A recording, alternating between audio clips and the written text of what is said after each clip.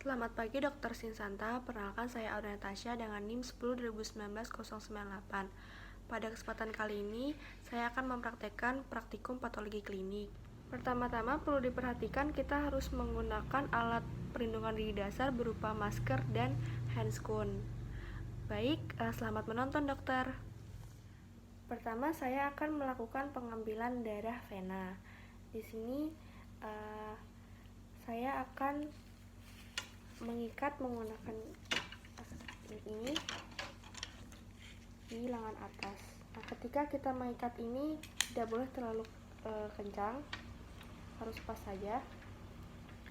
Setelah itu saya akan meraba pembuluh darah vena yang akan ditusuk. Ketika kita kesulitan mencari darah vena ini, saya akan meminta pasien untuk mengepal tangan.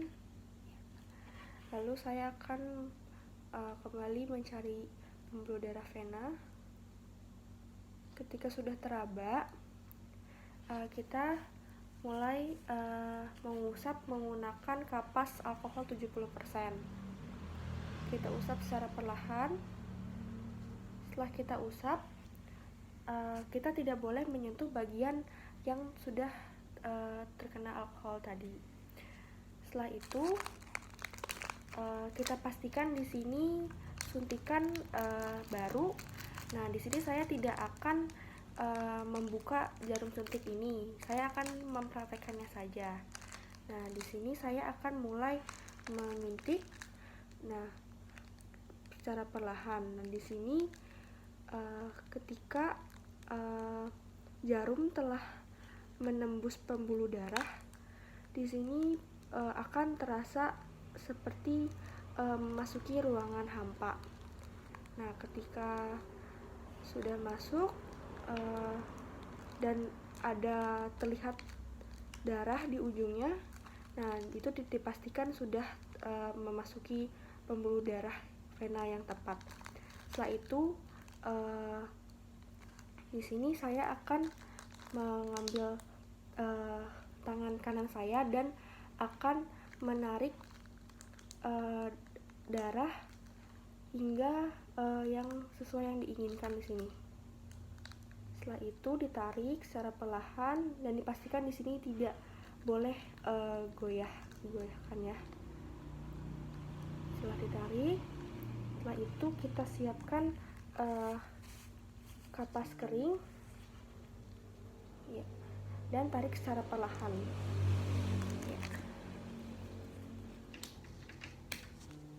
Dan dilepas. Selanjutnya saya akan melakukan pengambilan darah kapiler. Nah, di sini pengambilan darah kapiler bisa menggunakan 3 jari, yaitu jari telunjuk, jari tengah, dan jari manis.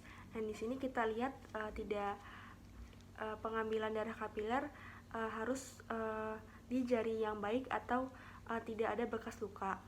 Nah, pertama-tama ini saya akan melakukan pengambilan darah kapiler menggunakan jari tengah. Nah, pertama-tama saya harus mengusap jari menggunakan alkohol 70%. Setelah diusap, kita memassage jari yang akan ditusuk.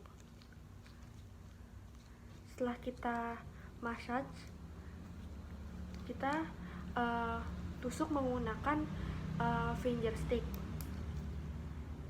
Kita perlahan-lahan memijat dan sambil menusuk.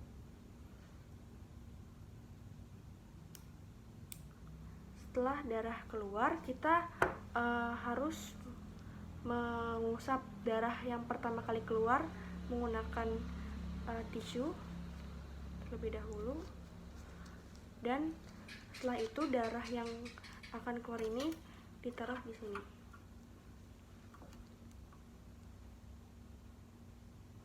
Setelah darah ini keluar, kita tutup lagi dengan alkohol tadi. Selanjutnya saya akan mempraktekkan hitung leukosit.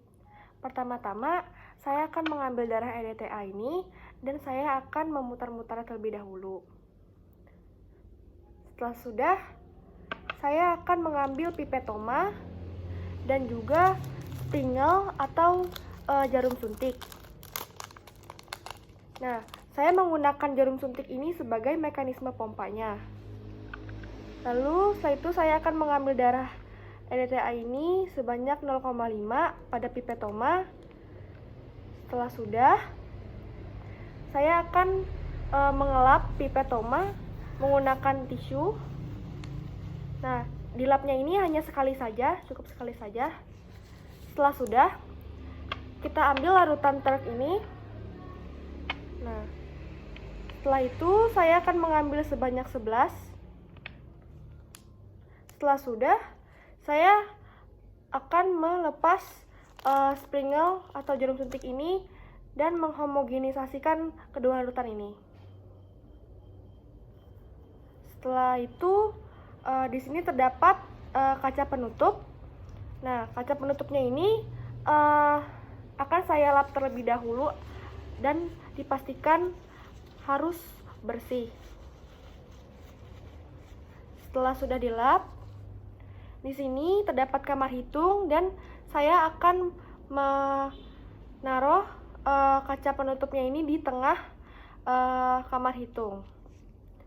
Nah, setelah sudah terpasang, saya akan mengambil kedua larutan yang tadi yang sudah saya ambil dan menuangkannya di ujung bagian kamar hitung ini, dan cairan ini akan merembes hingga ke tengah. Dan saya akan juga menuangkannya di bagian sini, ujung sini.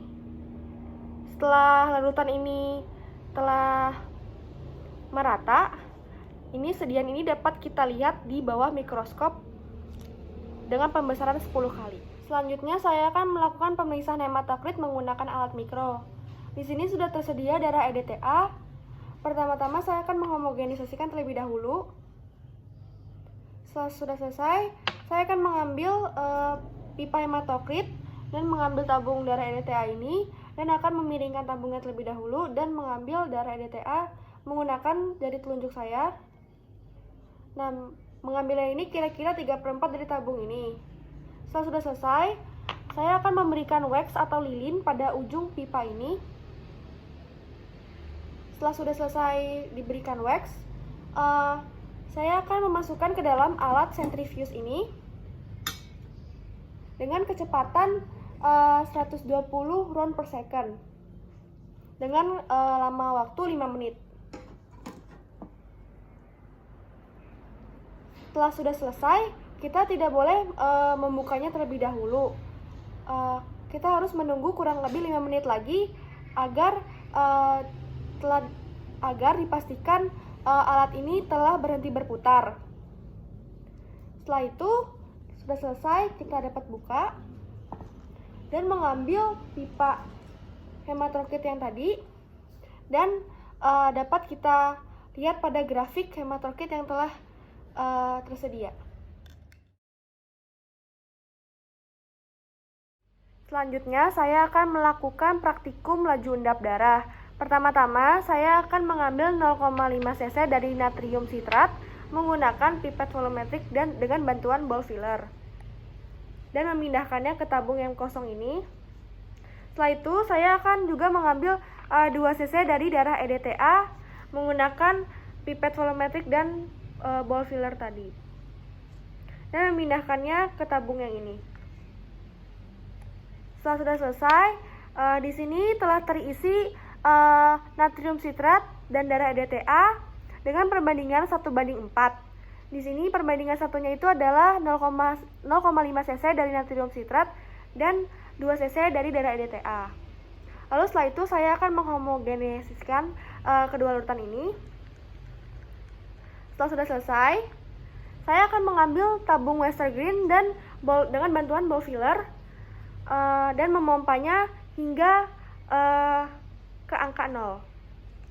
Ketika sudah sampai angka 0, dan kita lepaskan ball fillernya dan mengambil apartus Westergreen dan menaruhnya di sini. Dan kita letakkan sejajar lurus. Dan kita diamkan selama 1 jam. Di sini selama 1 jam dia akan menurun hingga ke angka yang akan terakhir kita lihat itu sebagai laju endap darah. Dimisalkannya itu adalah dia berhenti di angka 7, yaitu adalah laju endap darahnya itu 7 ml per jam.